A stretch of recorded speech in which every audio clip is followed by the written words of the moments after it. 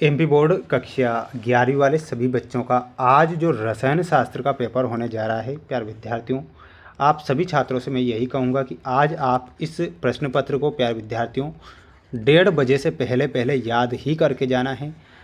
मैं आपसे वादा करता हूं कि प्यारे विद्यार्थियों, आपके 70 में से 70 नंबर कहीं नहीं गए अगर आपने इस प्रश्न पत्र को अच्छे से देख लिया और इन सभी प्रश्नों को अच्छे से आपने अगर याद आज करके गए तो मैं वादा करता हूं कि प्यारे विद्यार्थियों, पेपर आपका बाहर नहीं है। ये पूरा का पूरा पेपर आज परीक्षा में दिया जाएगा और एक भी प्रश्न यहाँ से आपका बाहर नहीं जाएगा, इसलिए पूरा पेपर ध्यान से देखेंगे। जितने भी विद्यार्थी हमारे साथ नए जुड़े हुए हैं तो प्यारे विद्यार्थियों, चैनल को सब्सक्राइब जरूर करके रखें, क्योंकि 100% वो पेपर बता रहा हूं जो कि आज आपको परीक्षा में दिया जाएगा। पहला ही प्रश्न परीक्षा में आएगा, 1 इंच की लंबाई सेंटीमीटर में कितनी होती है। प्यारे विद्यार्थियों, 1 इंच की लंबाई सेंटीमीटर में आपसे पूछी गई है, तो इसमें आपको लिखना है 2.54 उसकी सेंटीमीटर में लंबाई होगी, तो इसमें आपको 2.54 करेक्ट आज करके आना है। इलेक्ट्रॉन की खोज करने वाले कौन थे, तो आप जानते हैं कि इलेक्ट्रॉन की खोज जो की थी जे थॉमसन भाई साहब ने इलेक्ट्रॉन की खोज की थी, तो इसमें आपको लिखना है जे थॉमसन। PCl5 अणु में किस प्रकार का संकरण पाया जाता है, आप जानते हैं कि इसमें संकरण पाया जाता है sp3d संकरण।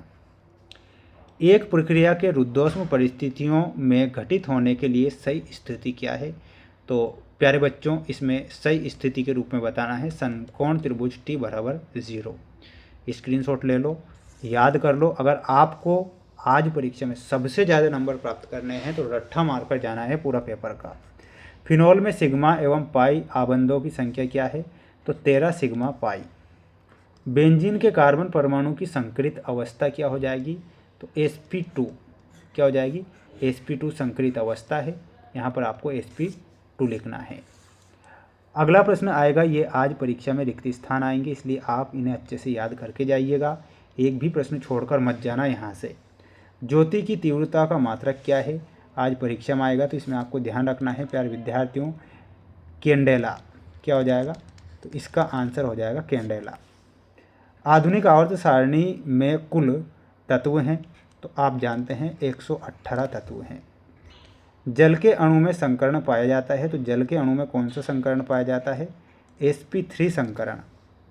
P4 की ऑक्सीकरण संख्या है, तो इसमें ऑक्सीकरण संख्या क्या हो जाएगी, 0, तो इसमें आपको क्या लिखना है, 0।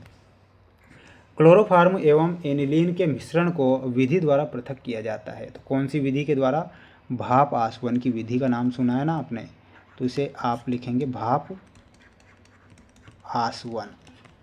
अगला प्रश्न आएगा, आंशिक रूप से निष्क्रिय पैलेडीकृत चारकोल को क्या कहते हैं, तो उसे बोला जाता है लिंडलर उत्प्रेरक।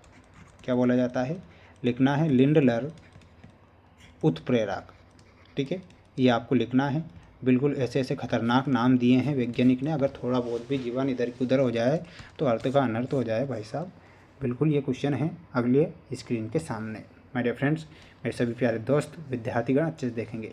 परमाणु द्रव्यमान तथा कर्णी V के आलेख में एक सरल रेखा प्राप्त होती है, तो ये आपको क्या लिखना है, असत्य। समीकरण H2OG विषमांगी साम्यावस्था है, ये सत्य है। C3O2 के अणु में कार्बन की ऑक्सीकरण संख्या 4/3 है, तो ये आपको क्या लिखना है, असत्य। कार्बनिक यौगिकों के त्रिविमीय सूत्र को पेपर पर वेज तथा डैश द्वारा दर्शाया जाता है, ये सत्य लिखना है। बेंजीन की खोज केकुले ने की थी, ये गलत हो जाएगा भाई साहब। परम शून्य ताप पर शुद्ध क्रिस्टलीय पदार्थ का एंट्रोपी शून्य होती है, ये सत्य लिखना है। स्क्रीनशॉट लेते चलें, अच्छे से याद कर लें, क्योंकि ये पेपर परीक्षा में आज छपेगा और 100% प्यारे विद्यार्थियों ये पेपर आएगा परीक्षा में। माइक्रो, इसमें मिलाना है आपको 10⁻⁻6। अगला है हेमिल्टोनियन, तो इसमें हो जाएगा श्रोडिंगर। देखो भाई साहब कितना खतरनाक नाम है। क्रोमेटोग्राफी, हो, इसमें आपको मिलाना है RF। एकांकी इलेक्ट्रॉन युग्म, इसमें मिलाना है NH3।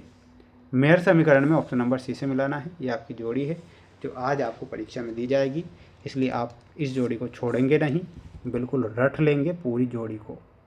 और ये वाक्य वाले क्वेश्चन है आपके। 4P कक्षकों के लिए त्रिज्यीय नोड की संख्या कितनी होती है, तो इसमें आपको लिखना है 2। 120 परमाणु क्रमांक वाले तत्व का IUPAC नाम एवं संकेत क्या हो जाएगा? तो इसका देखिएगा IUPAC नाम में आपको लिखना है और वो हो जाएगा अनबिनिलियम। क्या हो जाएगा?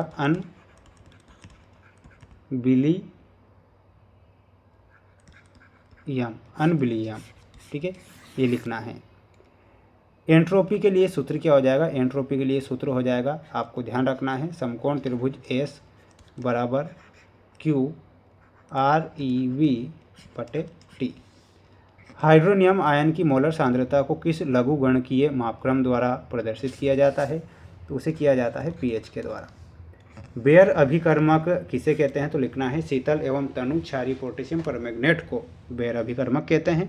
ये आप सभी बच्चे ध्यान रखेंगे। मेरे सभी प्यारे विद्यार्थी, ये क्वेश्चन देख लीजिए आपकी स्क्रीन के सामने, और जितने भी प्रश्न मेरे द्वारा बताए गए हैं परीक्षा में दिए जाएंगे। सभी बच्चे चैनल को सब्सक्राइब जरूर करके रखें, और माय डियर फ्रेंड्स सभी प्रश्नों को याद करके जाना है, क्योंकि ऐसे प्रश्न मैंने बताए हैं जो कि आपकी परीक्षा में बन सकते हैं, आ सकते हैं।